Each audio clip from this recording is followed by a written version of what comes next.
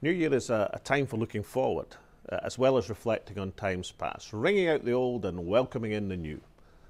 And where better to look to the future than here in this magnificent new library at Aberdeen University. One of this government's very first decisions way back in 2007 was to restore Scotland's centuries-old tradition of free education, and the results of this are now plain to see. This year, people accepted into Scottish universities have increased, and we have record numbers of Scottish, English and overseas students studying higher education at our Scottish colleges and universities. In contrast, the prospect of sky-high tuition fees in England has seen acceptances for universities there sinking like a stone, with tens of thousands of youngsters being denied their life opportunity.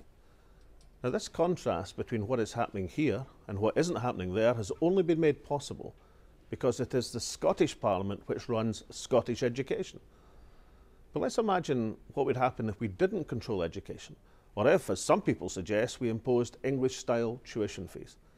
Numbers at our universities would collapse. We would be mortgaging our own country's future. And just as the Scottish Parliament has restored free education, so it offers security to our old people with free personal care and protects us all by keeping vital public services like health and water in public hands.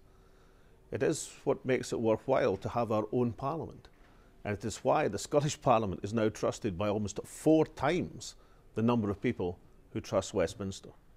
Next year, in 2014, the Scottish Government will ask the people of Scotland to vote to extend our Parliament's powers to include the things that are currently controlled in London: the economy, welfare, representation of Scotland in Europe and the world. That's called independence. But since it's New Year, let's just imagine for a moment that next year's vote was not about Scotland becoming independent. Let us just consider what would be happening if Scotland was already an independent country and next year's vote was instead about joining up with London. If you think about it, any campaign to persuade an independent Scotland to join such a union would be mission impossible. Just consider some of the leading arguments, the case that would have to be put to the Scottish people by those campaigning for London control.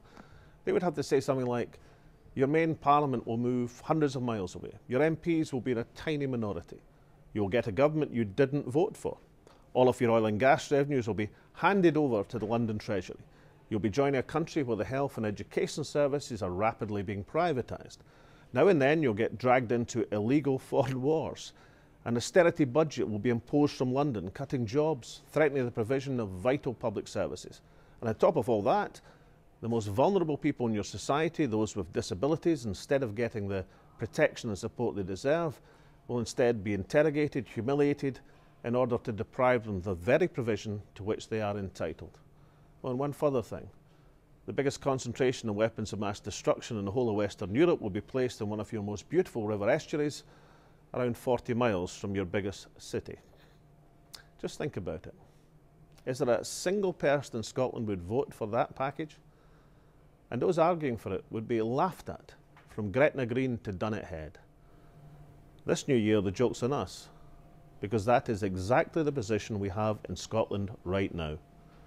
But in 2014, we will all have a once-in-a-generation opportunity to do something about it. This Scottish Government has a positive vision of the future of this country. We can build a new independent nation. It is a vision of a country which earns its wealth and shares it more fairly. A country confident in itself and its place in the world. A country which makes the most of its natural resources. And a country where everyone gets a fair shout and a decent chance. In the meantime, as we work towards that future, let me wish each and every one of you a happy and prosperous new year.